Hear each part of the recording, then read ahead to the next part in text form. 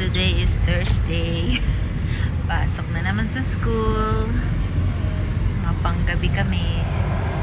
Ano oras na? Magpo-5 na. 15 minutes na lang.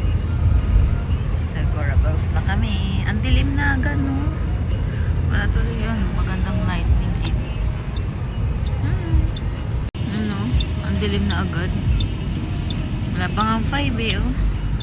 4:46 pa lang. Maaga tayo. Ang tahimik, oh.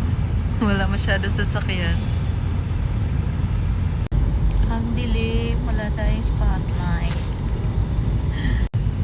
Ayan yung bus. Nakabutan niyo pa.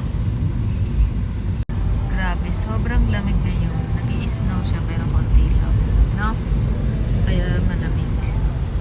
Sigurado bukas nito. Tapos mahangin. Ang laki po kasi ito sa pasok. Ang ano, mahirap yung nababay ka tas yung hangin, no? Balot na nga ang aking leg. Pero nilalamig Hindi ako nagbalot kasi nakakoach tayo. Eh, Pero syempre, bukas pag magbabalot bababa, ako. malamig.